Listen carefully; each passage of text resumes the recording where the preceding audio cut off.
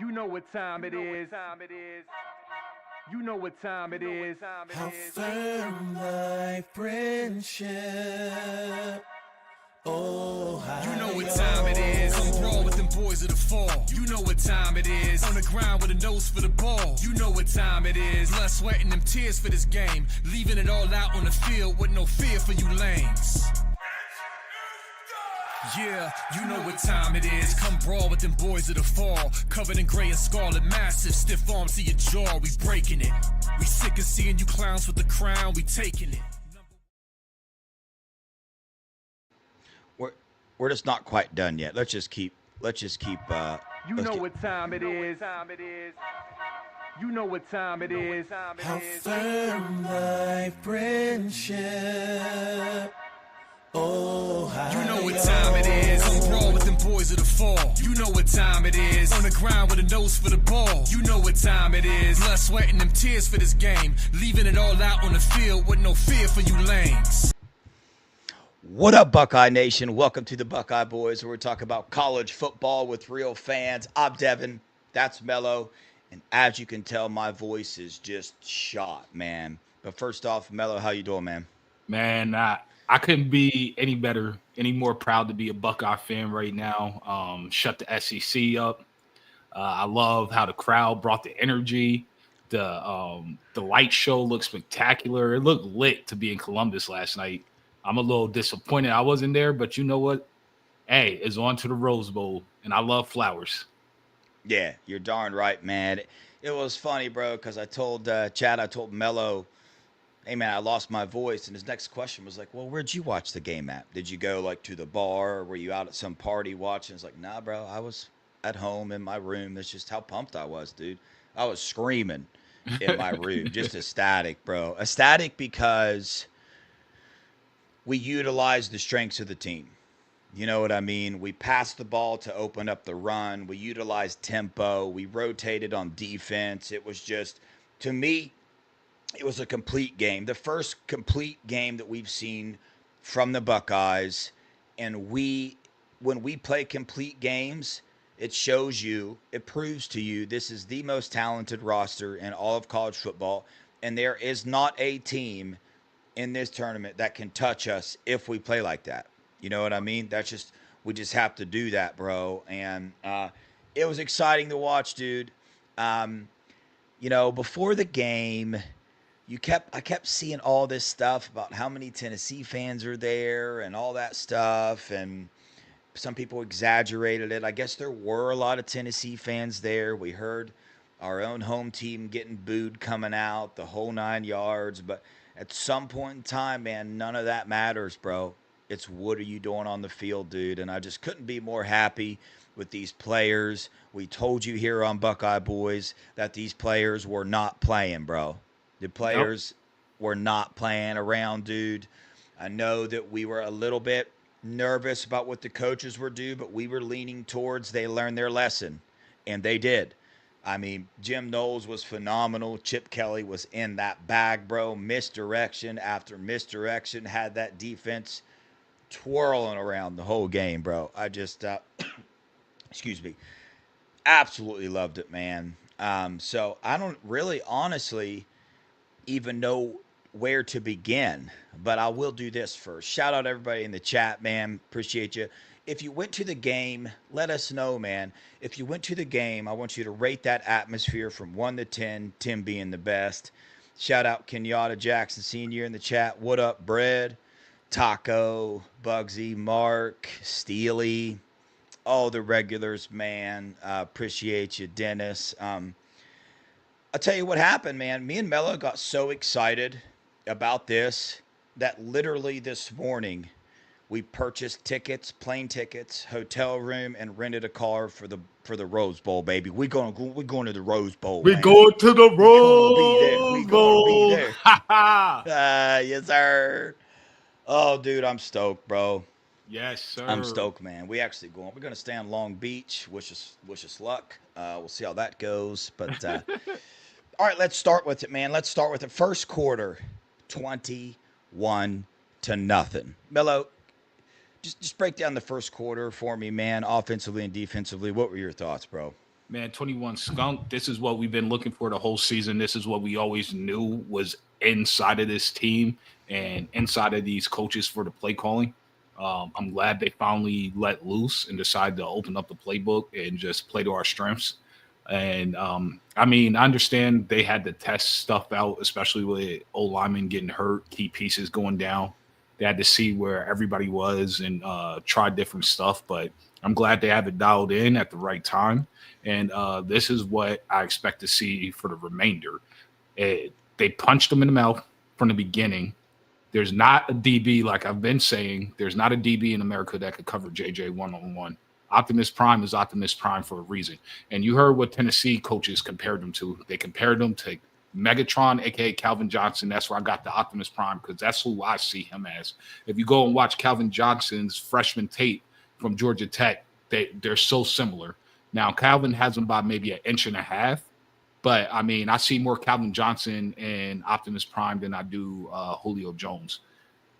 They also compared him to Randy Moss because his top speed end speed is crazy and he can get to it so fast, especially for someone that big. He's 225 pounds, so good luck.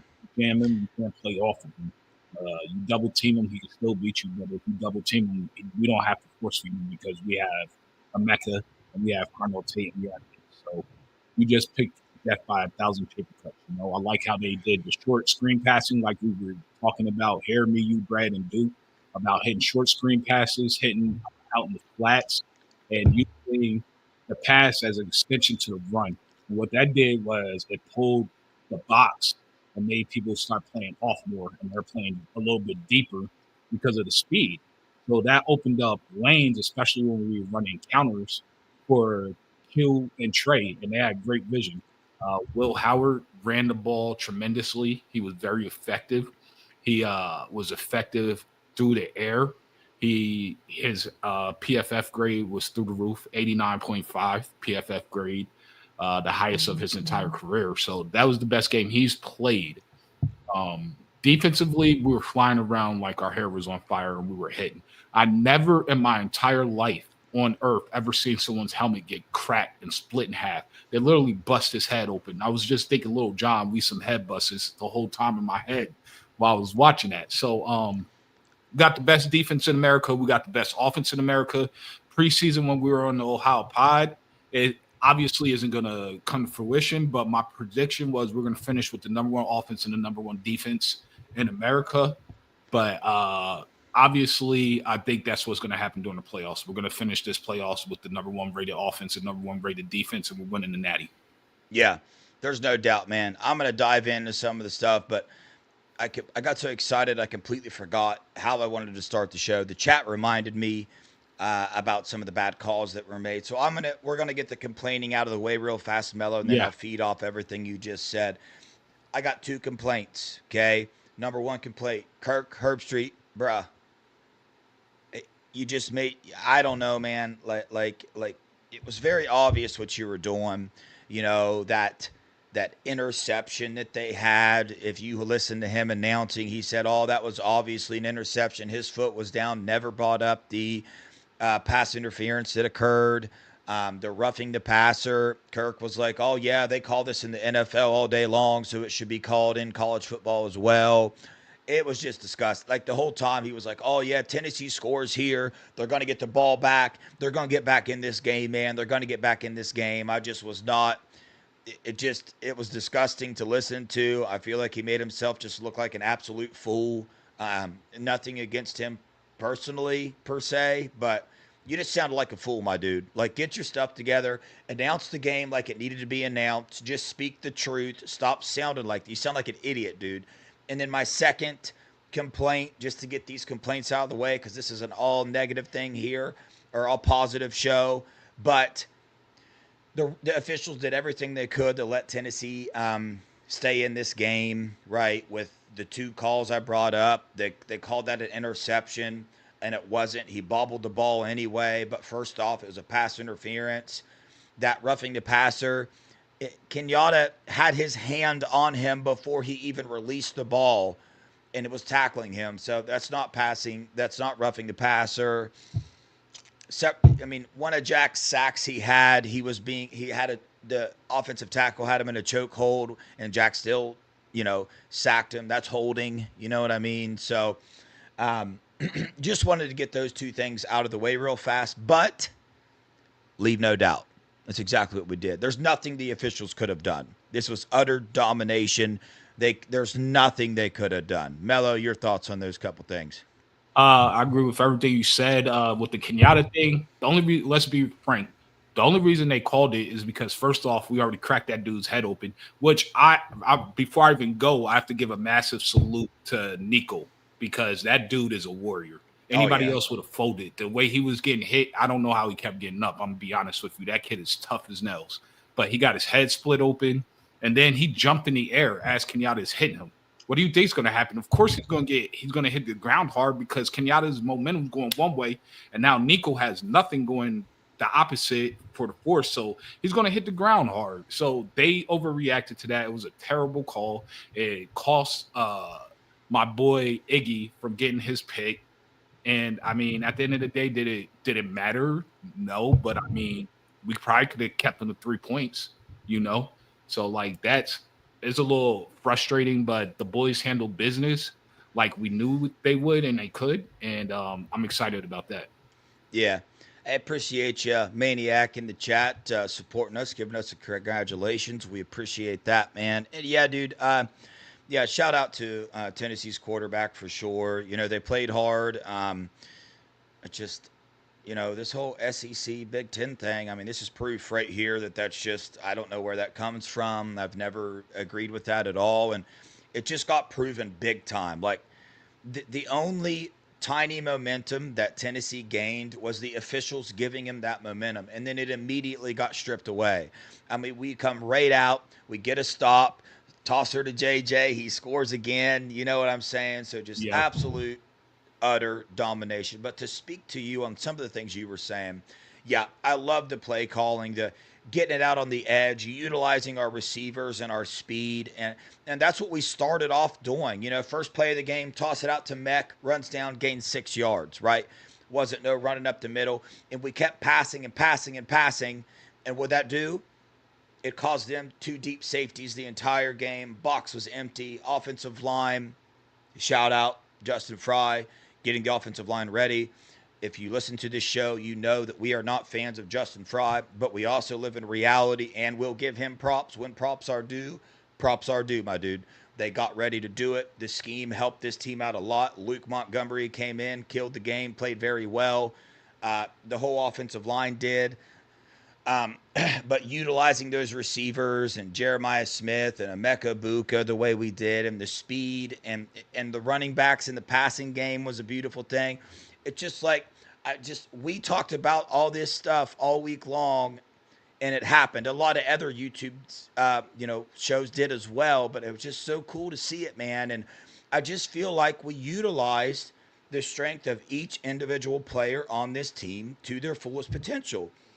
We didn't take a step back and look at their team versus our team per se. It wasn't, hey, how can we slow them down? And hey, how can we overcome their defense? No, it was, what is the strength of our offense and what is the strength of our defense? I just don't feel like we were too awful concerned about the team in front of us. I know that might not make a lot of sense, but that's the difference between playing tight and letting it loose, bro. And we let it loose, man. It looked like the day from the Georgia game when he came out, right? That's what it looked like. He was just letting Will play.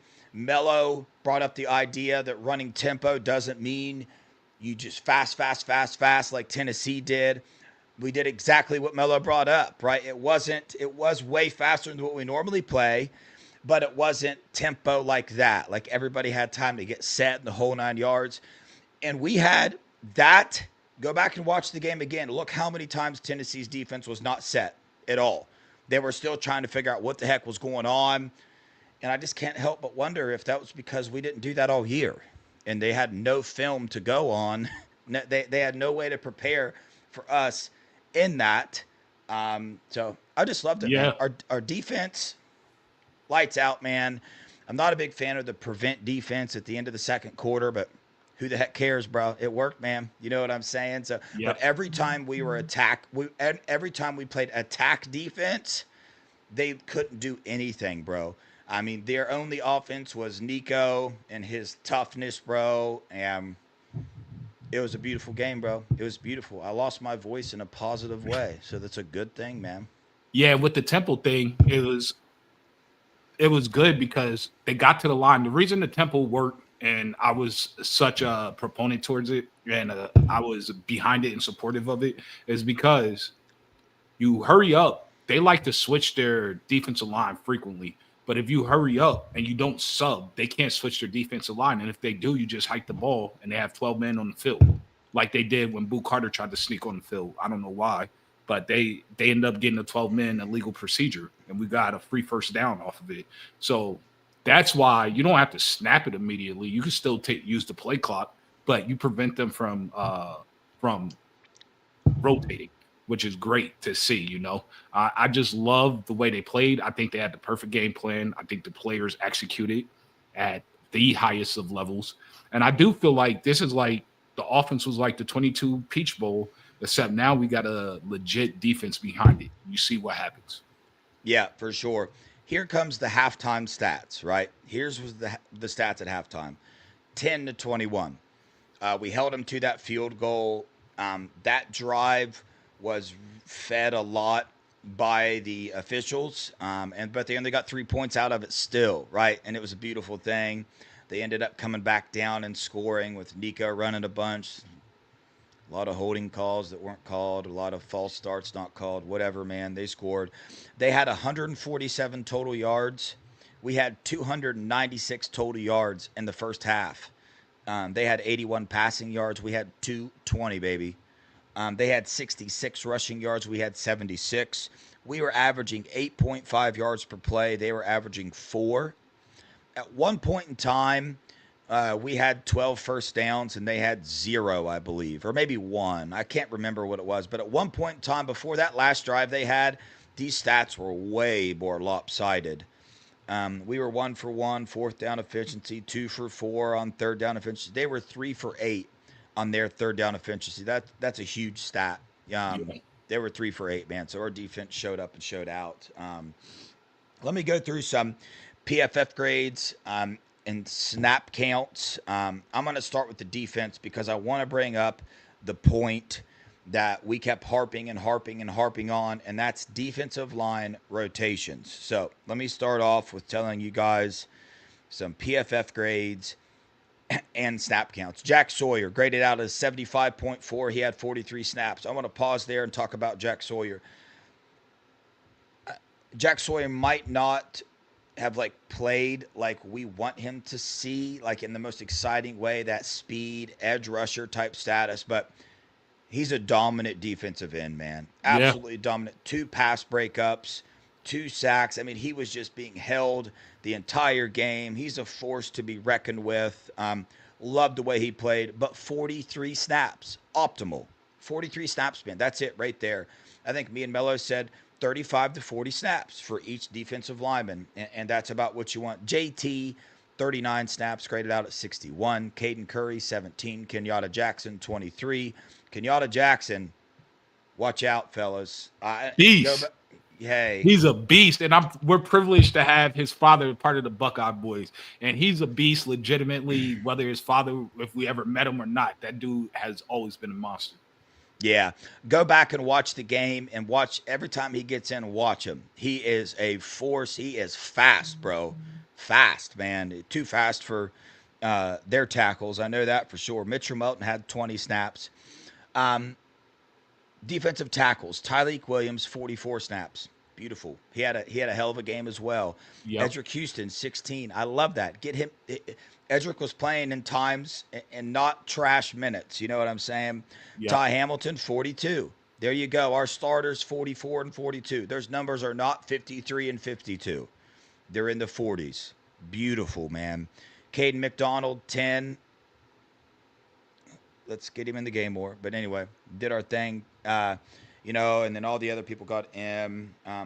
Linebackers, as you would think, Arvell Reese, 19. CJ Hicks, 12. Sonny Styles and Cody Simon, hell of a game, man. Both graded out 71 and 69 PFF. When Arvell came in, he did well too. CJ Hicks, same thing, man. Secondary, Jordan Hancock graded out as 63. Caleb Downs 69. Ransom 58. Or not graded out. Those were their snap counts. Caleb Downs graded out at a 70. Lathan Ransom graded out at a 75. Denzel Burke had a good game, 65 PFF. Davidson Igminosa had a hell of a game, graded out at 62. Jermaine Matthews is an absolute beast, bro. I mean, he is the best. He's a stud. Is he a sophomore? Yeah. The best sophomore DB in the nation. In America. Yeah, dude. That dude's a beast, man. So run that. Talk about that, Melo, for a minute. The defensive rotations. What did you like seeing in that? Everything. This is what we've been calling for since Oregon. Like, we knew what needed to happen. The coaches know what needs to happen. I don't know why they decided to do it this game, but I'm extremely happy. And they all played well, man. I mean, this defense is phenomenal. And there's no doubt about it. We have the best defense in America, period. I don't care about what the awards say. We had the best safety in America, who got cheated out of a Jim Thorpe. Caleb Downs should have won that. Is obvious. Everybody knows he's the best DB in America. So, like, why are we even playing games here? I did have some interesting stats on Tennessee that I want to bring up real quick, especially Nico. So, Nico's PFF grade was a 59.5. The offense for Tennessee averaged a negative 0.608 EPA per pass play, which I don't know what EPA is, but it sounds crazy. And the PFF dude said that was good enough to be dead last in all of college football. What's EPA? That's what it's called, EPA? Yeah. Yep. They averaged for a whole game, they averaged 3.4 yards per attempt passing, which is insane. 3.4 yards per attempt, that means you have no time. Your wide receivers aren't getting open. The D-line was on his neck, obviously. He had a 47.4 passing grade without play action, which is atrocious. Under pressure, 14 times. Out of those 14 times, he had 4 incompletions, 4 sacks, 6 scrambles, and 0 completed passes under pressure. And that's what we said. When he's under pressure, he's not good in terms of throwing the ball because he can't get his feet set, maybe because he's 6'6" or something. I don't really know. But I know that boy is tough, though. Tough as nails. So I just wanted to put that out about how the job that they did on Nico and the defense. It just shows how excellent this defense is. Yeah, bro. Jim Knowles, he wasn't lying in his press conference, man. You could tell he had that little smirk on his face, bro. We didn't even need to do anything like special, but the way he schemed up, he put these DBs in perfect situations to handle it. He created pressure. I mean, our defensive line was getting pressure just with four guys rushing, man. So, I mean, that's what we needed, right? We talked about that, getting the pressure on this young quarterback, seeing what he can do, man. And Melo just explained it perfectly that was it, bro. Get pressure on him, kind of breaks him down. Their tempo did not work for them. You know what I mean? It had its moments of success, but the Buckeyes were ready, dude. I don't know if you noticed this, but this was something I noticed during the game. I watched Lathan Ransom and Caleb Downs a lot coming up and communicating with the entire secondary. And I can't help but think that's just a super underrated thing that doesn't get talked about enough, that we got these Lathan Ransom and Caleb Downs in the back. Like, they would see the offense line up and you could see them sprint up real fast, relay something to our corners and go back, dude. So the communication on defense, you could tell, was on point the entire game. And I love seeing that, man. So shout out Jim Knowles, the defensive staff, man. They had every position group ready to play. They rotated. They executed their game plan perfectly. Penalty-wise, they had that one joke of a roughing the passer, but I just can't say enough good things about it. You got anything else that you want to bring up on defense? No. I got one more thing. Go ahead. I wanted to just bring up. JT and Jack, they combined for 3.5 sacks, 4 tackles for a loss, and 3 pass breakups. That's pretty good. Dude, that's nasty. And like I That's pretty said, they're good. both going to have long NFL careers, and they're going to be superstars at the next level. People have to realize, because they're like, how come they're not getting sacks? How come they're not? Because that's not part of the game plan and the scheme of what they were trying to run in this system. And it was having them just contain the pocket for the past couple of years. So now they're getting released, and I watched JT hit the nasty spin move, and I don't think people realize how powerful these men are. They put tackles in the laps of quarterbacks. Like, seriously, go watch the games and watch how many times they collapse the pocket just with the bull rush alone without doing anything else. So it's kind of ridiculous. And as a tackle, it's coming, but you still can't stop it. That's when you're elite.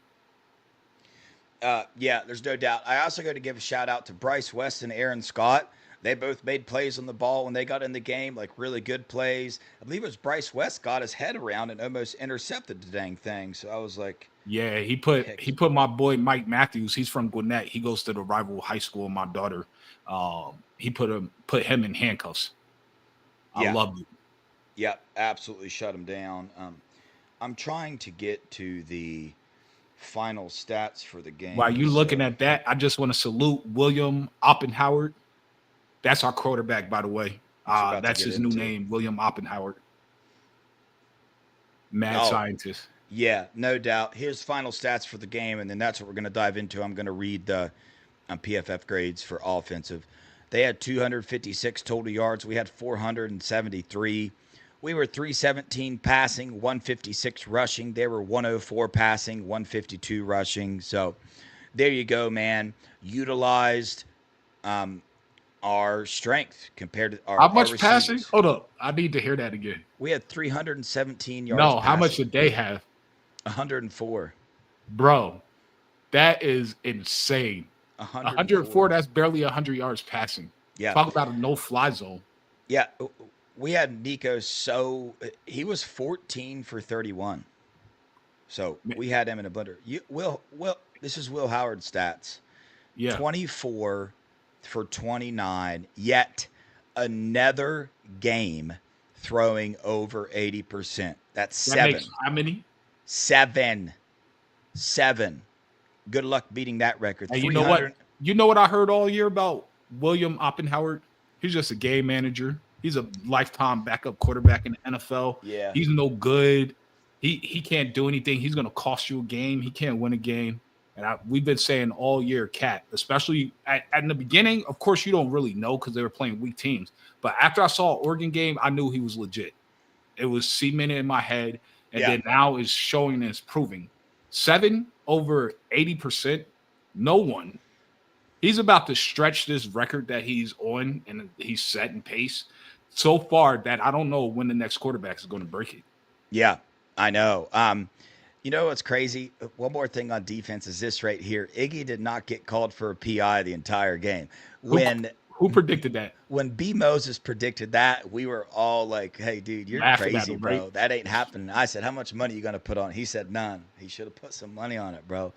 He played a good game, though. But, yeah, back to the offense. Will Howard, bro, phenomenal. You guys understand how cold it was as well. And he's out there playing. You know, at K-State, he played a game in snow. So he's like, I'm not worried about it. Didn't affect him. Dude, some of the passes he threw were some of the most beautiful passes that I have seen, period. Yeah. I mean, the passes to JJ were on a dart.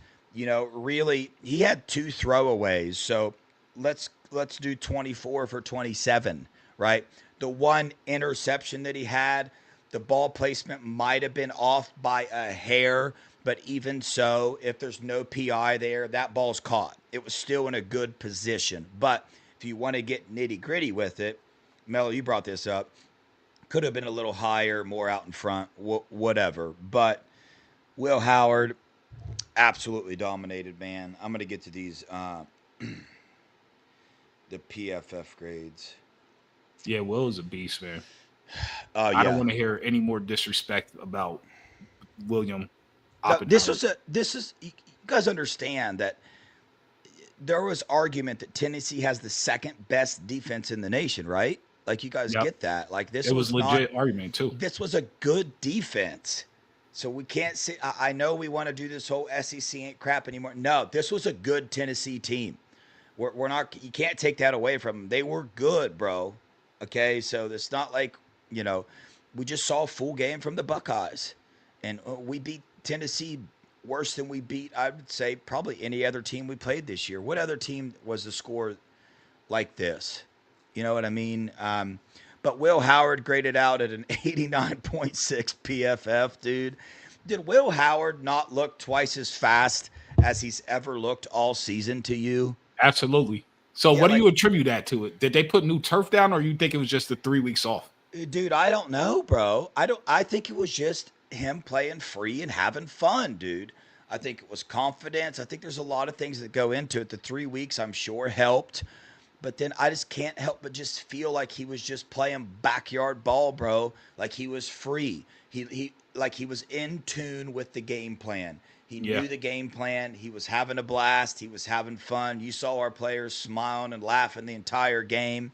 They were having a blast, bro. To that point, Chip did say at the end of the game that when he was calling the plays over the headset, Will was finishing the play calls before he even finished them. He was already finishing it for him. I already got it, giving him that thumbs up and going, hey. When you go rewatch this game, watch Will Howard just absolutely take over the offense. I mean, he's pointing here and pointing there and grabbing guys. And dude, Will Howard's that dude, bro. Like he had a bad game. Everybody does, but I'm telling you right now, he played like the best quarterback in the nation yesterday. That's what he played like. Absolutely. Are you bozos saying Kyle McCord is better than him? I need you to get drug tested immediately. Yeah, come on, man. Immediately. It has to happen. I never thought that from day one. Just his presence and his aura around this team, his leadership, it oozes through this TV screen. You remember last year? Kyle would just hang with his head down. He wouldn't talk to his receivers on the sideline. He's not amping anybody up. He's not even amping himself up. And then they just sitting there like, oh, my God, what were you doing there? Dude is wide open over here. Like, why was that your decision? I know the players on the team love him, but if the players were being honest, we gave them truth serum, they would say Will Howard clears Kyle McCord. Yeah, Emily said he recovered from his head injury. Yep. Yeah, apparently he did. He did. I agree. Yeah, because he was seeing the field beautifully. You watched him go through his reads. I mean, he was just on point, dude. Travion Henderson, 10 carries for 80 yards, 8 yards per carries, 2 touchdowns. The dude is just electric, bro. Absolutely electric. And then also, Melo, what did he do after he scored that one touchdown? What's that video you showed me? You know what he did? I should hold it up on the screen, but I'll have to find it again. But he in sign language, he threw up Jesus loves you when he scored that touchdown, the first one. So everybody talking about Jesus and religion making this team soft, you're out of your mind. Go ask Nico how soft this team is. Yeah. You see that hit Cody Simon put on that boy? With a crack. I've never seen it. I'm telling you, I will not get over seeing a helmet split in half like that. It's crazy. Yeah, that's wild. Absolutely loved it. So, Travion, what do you have? Dude, I forget, man. He had over 100 total yards. Matter of fact, I'll tell you, he had, holy crap, he had 134 total yards. He had 4 receptions for 54 yards.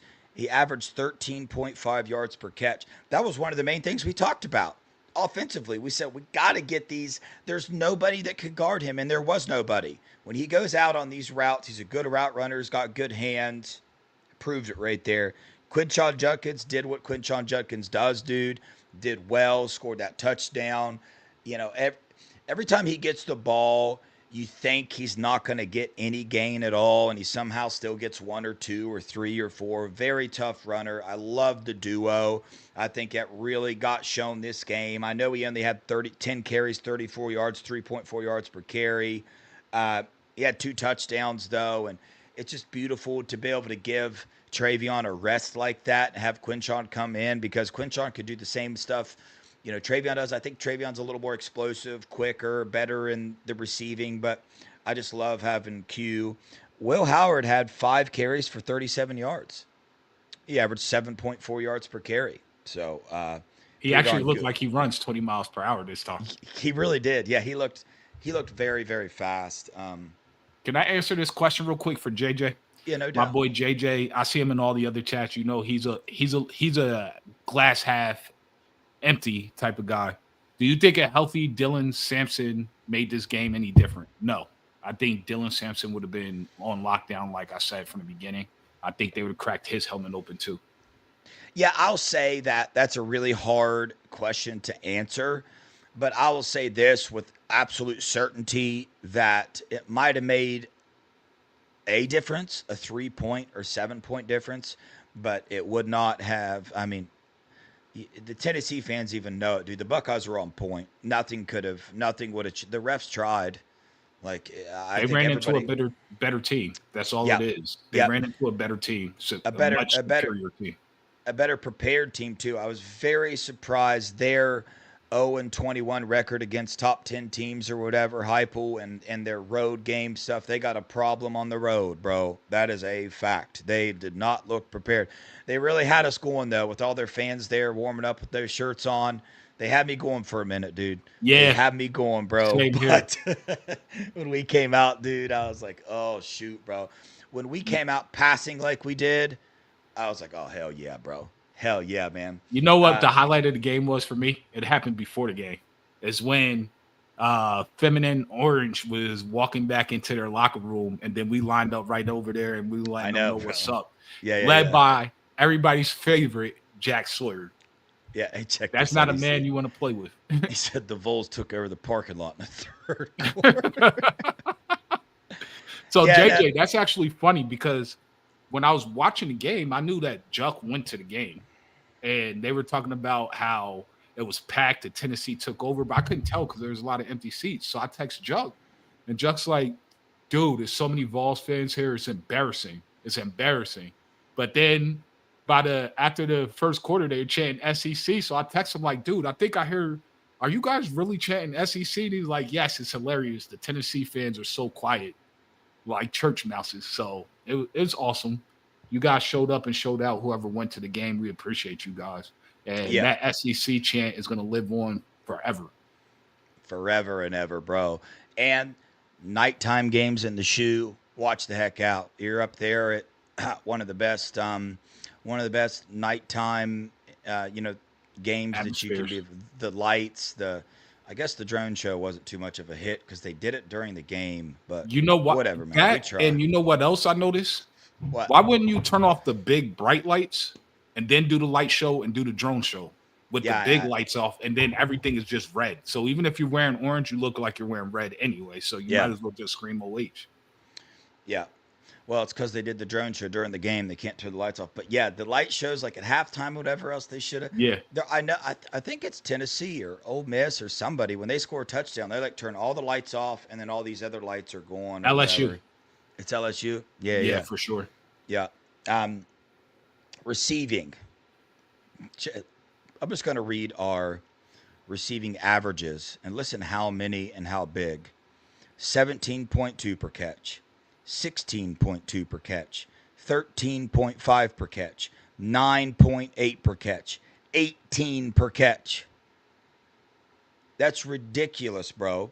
We pretty much had 5 receivers average over 10 yards a catch.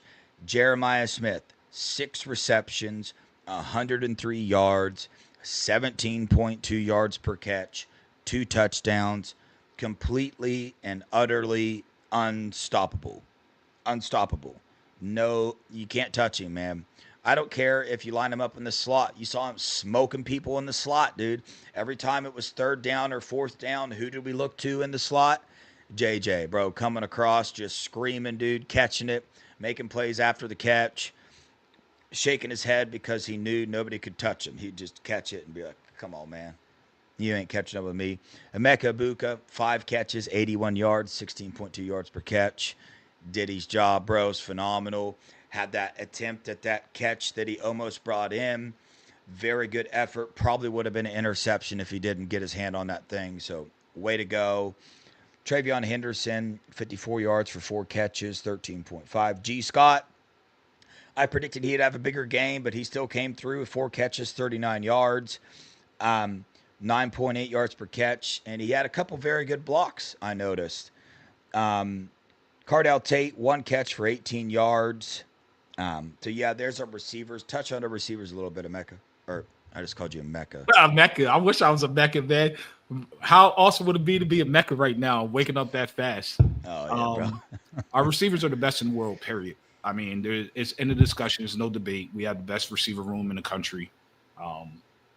It's really that simple. My favorite thing, Will Kazimierz caught a nice pass, got some positive yards, showed off his wills. Everybody looked faster. Like, did everybody get faster, or we're just faster than the SEC? They're ready to go, bro. That 3 weeks off helped, and I think we did that. I think we lost on purpose, so we had those 3 weeks off. That's what I think we did. But maybe he lost on purpose so that way he could get the toughest route to a natty and say we're the best national championship team of all time. But my favorite play, and it had nothing to do with receiving, is my boy Jelani Thurman on the goal line. He pulled to the right, lined up left, pulled right, and pancaked the mess out of a feminine orange player, and Q ran in for a touchdown. I love that. It's showing the reason I love that, one, he's from Georgia. I've seen him play in high school. 2, he has improved tremendously as a blocker. So it shows he's been working, and the seniors or whoever else is taking him under the wing, they are doing a great job big brothering him. And the development, shout out to Coach Key. I mean, you can't deny the development. And I see the development across the board everywhere, which is very awesome to see. And I want to continue to see that going into the Rose Bowl, since I'm going to be there in person. If not, I'm going to have to slam an Oregon fan. Yes, sir. Speaking of you want to answer this question? I thought it was interesting. Well, let me say this real fast. The Buckeyes are getting an addition to the tight end room in the portal. I'll leave it at that for now, but Buckeye fans are going to love it. Anyway, how do you guys think Dan Lanning felt watching that game? I think, I'm not sure it changed what he thinks. I mean, I think if you're a realist and you know football, and clearly Dan Lanning does, he's well aware of the potential of this team. He's probably thinking, oh, crap, they found it. You know what I mean? They're actually playing to their full potential, because, I mean, that Oregon game was 60% potential, maybe 70, and we lost by 1, and realistically, we still should have won. And this is going to be a neutral site field. And the Buckeyes are playing their best ball, like we've been talking about all season. It's going to be a good time for these Buckeyes to start playing their best football. Melo, what you think? I think exactly what you said, but I do think he has some fear in him. I think he sees a different defense. He sees a defense that flies around. But at the same time, he's such a cocky guy and self-confident. I don't know if you want to call him cocky, arrogant, or just self-belief in his skill set and what he does and his players and his team. But he still probably thinks that they can win, but I definitely think he knows it's going to be harder. Right now, what I want Coach Day to do is to hire one of those GAs, take one of the GAs and say, go learn every single rule for college football, so that way we were prepared, because Dan Lanning is looking for some kind of trick up his sleeve to pull out. You have to realize they won by 1 on the road in the loudest stadium in America by decibel level. That's an actual fact. Then took them a trick onside kick play, BS OPI on Optimus Prime. Couple false starts attributed to the crowd that killed the drive. Will Howard slid one time. They cheated us out of the timeout when Will Howard slid, and he said he was looking at the clock. And if you watch the screen, you literally can see him looking at the clock. So there was time on the game clock. Dev told you all the coaches were calling timeout. Brandon Ennis was calling timeout. And then the ref said something like, we don't feel like clearing the field. So take it for what you want. They needed a whole lot of luck and help to win that game, and our defense played atrociously. It was the worst defensive experience that they played since the 22 Peach Bowl. So, yes, I think he's a little scared. Yeah. Yeah, JJ, I tweeted this out to you yesterday, man. We took down Tennessee and Kentucky in one day. So Yep. that basketball team, bro, they put it on them, dude. I freaking love that. But yeah, man, when the Buckeyes play like this, up to their potential, they play free. The coaches are in tune like this. There's not the only team that can beat them is them. You know, that's what I've been saying all year long. In the games that they've gotten beat, they've had a lot to do with it. You know what I mean? The Oregon game, they did turn it over once, didn't get the onside kick and whatnot. Yeah, Sean, thanks for the $5, man. I thought Will Howard couldn't throw the deep balls. I don't know how many actual deep balls he threw, but he threw a lot, and Threw four. all He of was them 3 for were 4. yeah. I mean, the three that he threw were dang near perfect, and the other one was passing interference. So, Yeah. I mean, that one Mekabuka was literally in the perfect position. The two to JJ dropped on an absolute dime, perfect. I mean, Dude, that went to a Mecca though, bro. That was crazy. yeah, I'll be honest. I don't know how a Mecca caught it. I don't know me how he neither. put it right there. The second touchdown to JJ, I think that was one of Will's best balls ever. But the one that I'm astonished about is the one to Mecca. That is such a difficult catch. Like I'm telling you, we have the best wide receiver room. I think everyone knows that, and they're showing it. Yeah, and that's the thing, man, is like Emeka made that look easy. Will and Emeka made that look easy. I promise you, bro. Can you imagine turning around, running full speed, and you see a defender running right at you, right in the path of the ball, and you have to like reach around the defender to catch that thing, bro? That's just absolutely ridiculous. He said, Will Howard was throwing Smith and Wesson. Darn right, bro. All right. Where were we at? Marlon Graham got in the game, by the way. Did he? Yeah, I love Oh, seeing hold up, that. on offense? Yeah, Oh, I'm going yeah, to rewatch that right now. yeah. Right I, as soon I'm as we get off. I'm in the I'm in my third rewatch. I'm in the second half now of it. I'm probably gonna watch it 4 times. I absolutely loved it, man. Watching our second string get in. Um, I guess I'll just touch on this briefly. I love Devin Brown getting in there. Made a good throw. That was good. A lot of people are going to be talking about this Julian saying throw that just was not very good. I'll tell you that I get it. I have the same fears, but chill out a little bit. You know what I'm saying? Yeah. Got all year development, the whole 9 yards. We got Tavian St. Clair coming in. We got Lincoln Keenholt still. Let's chill out, And you bro. can't deny, like, everybody's seen the film. Julian has arm talent, period. Yeah, I wish Air would have stayed and fought for it because I do believe that highly in Air and it would push the room and let the best man win. But I understand why he left as well. I know he was a little far from home. He was a little homesick, but I think Air could have won the job. yeah, I do too. But it's freaking playoff time, man. Let me ask you a question, dude. What was your thoughts on the 56-yard field goal try? Honestly, I was like, all right, it's good practice so they could see. But I think they knew he was never going to make that. And my whole thought was, all right, I could see why you did it, but I would have just been like, all right, we're going 5 wide, and I'm launch it as far as you can. Will one of y'all come down with it? If you can't come down with it, bet it down. That's it. Yeah, That's what I would have done. I mean, to be honest, my first thought was, cool, man. We're about to chuck this thing up. I think we're about to get it. And he sent Fielding out there, and then I tried to switch my mindset to saying, dang, dude, this dude's about to drill this thing. I was talking it up. I'm like, oh, this dude's about to drill it. And then I was like, oh, God, bro, that was bad, bro. Oh, hey, Fielding scored 6 points, bro. He made all 6 of his extra points. So shout out Jaden Fielding. You made your 6.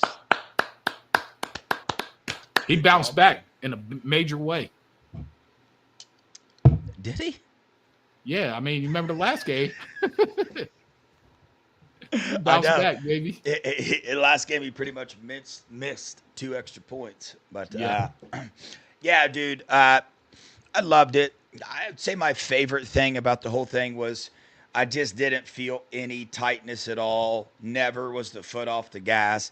The only time that I felt like we got a little uptight was the end of the second quarter on defense with the prevent D, with our DBs sitting 10 yards back and letting them catch those little 5-yard routes and whatnot. We if we would have kept attacking, that just would not have happened. But you're getting into being extremely petty, even bringing that up. But overall, I just loved the freeness that this team played with, the utilizing everybody's skill sets. The offense was pretty much ran around Jeremiah Smith and his long, deep balls and our receiving core. That's the strength of the team. You know what I mean? Our defense attacked and got pressure with just 4 linemen. Our covers were beautiful. I love the momentum of this team, right? So it's really hard for the Ryan Day haters right now. Not saying I didn't have questions, not saying that, you know what I mean, my mind didn't go the same way. I'm not saying that. But with this performance against an SEC team, against the top 10 team in the playoffs, who everybody before the game was talking about how it's going to be a low-scoring affair, very close. Even my score prediction of 38-17, I said I wasn't that confident, but I'm still picking it. And that happened to be pretty darn close. But we got to give him props, man. Whatever he did, he learned from his mistakes. He did. I mean, am I wrong about that? Didn't he absolutely turn around and learn? But I get the question as to, well, why did he do that in the first place? I don't really give a dang at this point in time. He completely turned it around. And I think that for the rest of this, if we go down, I think we're going to go down freaking shooting, boy. I don't see anything like that happening again. So what's your thoughts about that? What do you got to say to the whole Ryan Day thing? This is my thing with Ryan Day. I've always said this. I wanted him here for the next 30 to 40 years because that means we're winning a lot of games. I feel like the culture at Ohio State is the best in America. By far. You don't hear about kids getting in trouble, DUIs like Georgia, driving down wrong ways, no registration, no car insurance. I mean, that program's out of control, and as soon as they start losing, it's gonna get even worse. The thing that I love about Coach Day, he identifies a problem and he corrects it almost immediately. Now, he might be too stubborn to admit it in public, but I don't really care as long as he's correcting it, and he's done that. He's done that since all off season, and through the transfer portal, through the teams, and going to correct the defense. Now he corrected the offense, and yes, I was upset when we lost to the team up north for the 4th time, mainly because our team was superior to that team. There was no Connor Stallions on the sideline, and that team was trash, and it didn't make sense with the game plan. So obviously we're all upset. But at the end of the day, this is just me, and not everybody has to feel this way. I want to beat the team up north, but I want natties, because with natties, you could talk trash to every fan base, not just one. You could talk trash. And I live in Georgia. I hear a lot of it. I wear Ohio State stuff to the gym. I seen Still Chambers in the gym before last year. Didn't realize it was him until I ran into his trainer. He's like, no, that was Still. But, like, you hear the talk down here. I live in SEC country. It's annoying. You have no idea. So, like, I want natties. I want to stack natties. And you heard what Kirk Barton said. They don't have any reunions for winning the Big Ten or the game up north, but they do for winning natties. You get Buckeye Tree and the Buckeye Grove for winning natties. Your draft stock goes up for winning natties, which leads to high school recruiting being better because kids want to be here. Now, if I'm a quarterback or I'm a wide receiver or I'm a linebacker at this point, even an old lineman, why would you go anywhere else but Ohio State? Look at the development. Yeah. Look at Will Howard go look up Will Howard's his stat line from all 3 years at K-State and then this year at Ohio State. Look at the wide receivers at Ohio State compared to around nationally. Look at the linebackers. Look what they started. Cody Simon and Sonny, how they started from day one, the game one to now. Completely night and day. So if you don't believe there's development, you're out your mind. Look at the D-line. It's just about the coaches needed to be on the same page and just release the beast and simplify most of the play calling and let them just fly around and use their athleticism. Look at our DBs. They've improved again. I guarantee you, they're not gonna do what they did the last game. And fun fact, I was on IG and Denzel Burke went live on his stories, and my boy IGB jumped up and he said, "Revenge. It's revenge time, payback." And I'm not gonna say what else he said because we don't talk like that here right now. But he's like, Oregon, we're coming for you. And then Burke was like, "Two, what you got to say? What you got to say?" And then Two, the best DB in the world, he is like, "It's payback time. It's revenge time." So those boys are locked in. They're going to be locked and loaded. And I guarantee you're going to see the real Buckeyes this time. Yeah, I love it. Day 1K, I will never, ever, ever, ever be okay with losing to the team up north, but it's pointless to sit here and bask in that right now and to let that affect the rest of the games. Like the players said, why are we going to let them beat us twice? You know what I'm saying? I'm not even thinking about that game. I don't care about that game right now at all. We're in the middle of the playoffs, bro. We just smashed an SEC team. We got to go play Oregon. I currently right now as we stand, I could care less that we lost to that team in that game. Once the season is over and we win the Natty, I might think back at it and be like, "Damn, that sucked. I hate that crap." But we won a freaking Natty. You know what I'm saying? I'm not going to rest in that, bro. I'm just not going to do it. I think, and just to let you know, if you're still one of those fans that's like, "I'm not supporting the team or the players because they lost to the team up north," you're not a real fan. You can kick rocks. Honestly, you're not a real fan. You say, "I support this team, win, loss, or draw, period." And when we win that Natty, you're going to be feeling a whole lot better when people can't say anything to you, including the team up north. Yeah. Period. Emily, thanks for the $4.99. She said West will be special. Came off the field and was surrounded by all the defensive seniors. I'm excited for him. Yeah, I really like to play. He got his head around, man, and we haven't seen that much this year. But to Melo's point about the development, a lot of people were questioning the DBs in the middle of the year. Bro, that happens in football, man. Every good player has down games, down moments. They got to overcome it. The only thing that matters is that they overcome it and how they bounce back. I think that speaks way more about development than playing okay all year or playing good all year. I think when you see a player that struggles really bad like Denzel Burke did, nobody's denying that. But to see him and Iggy, but to see them come back and do what they did, I think that speaks way more volumes to the development in that room than any other scenario does, because it's really hard to get down that much and to be able to bounce back from that, and that they have done. So I want to hit on just one final thing. Real quick, I just gotta say one thing real quick. And to that point, Naeem Offer, you gotta be crazy and out of your mind. Oregon has not sent any DBs ever to the NFL. You turned down OG Walt for some shoe deal that you're probably never going to get released to the public. Let's just be real. You need to be honest with yourself. You need to check the paperwork. And if it's not going to be released after your first season, you need to go ahead and negotiate that, because you could tell them you want out of your deal, just like Dallas Wilson did, and he's going to Florida now.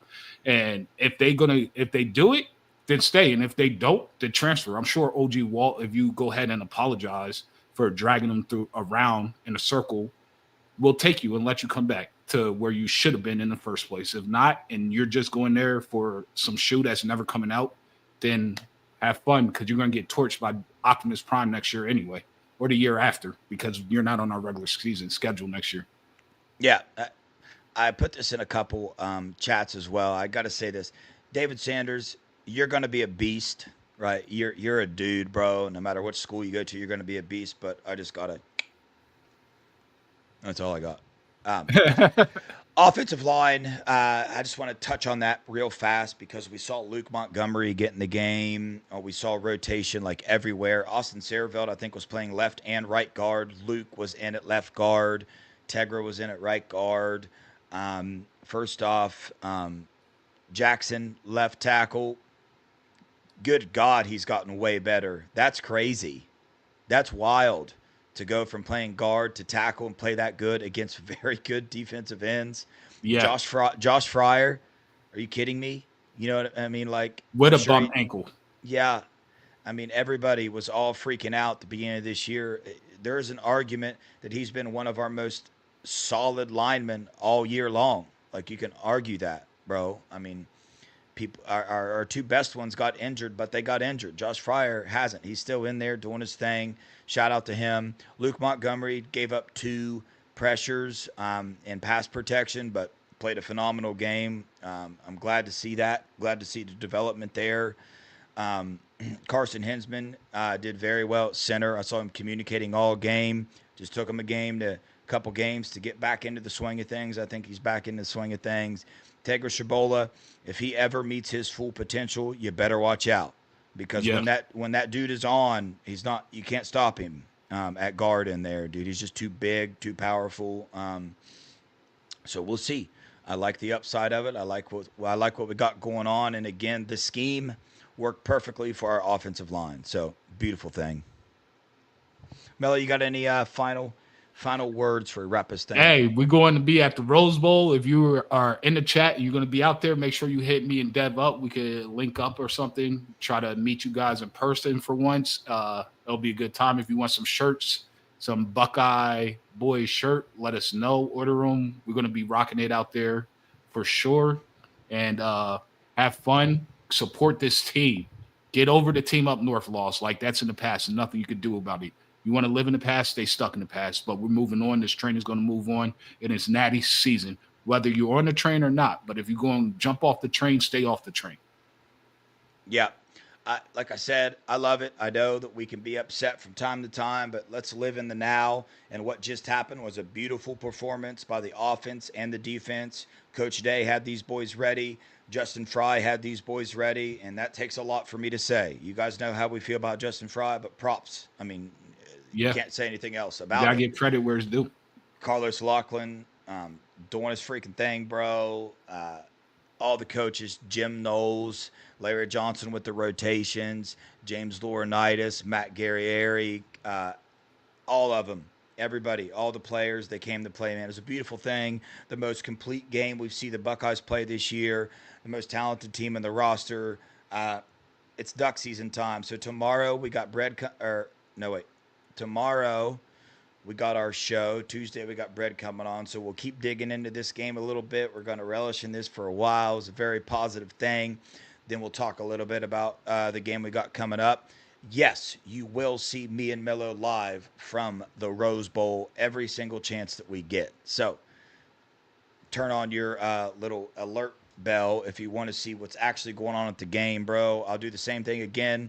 If service is there, I'm going to be going live when we're standing in line, and I will stay live until my phone does not let me. I'll stay live till the ball gets kicked off, if it'll let me. So don't forget to like and subscribe, man. If you want some merch, man, go to our website, buckeyeboys.com, man. Check out what we got there. Please share us with everybody, your family, your loved ones. Share us on X, Twitter, Instagram, whatever else there is out there. We appreciate you, chat. Couldn't do this without you. Beautiful, beautiful time to be a Buckeye, bro. I'm glad I kept my faith, and I'm glad I got to see what I got to see, man. I'm excited to get to that Rose Bowl, man, and Buckeyes, you should be too. So on that note, go Buckeyes. OH, baby. I-O.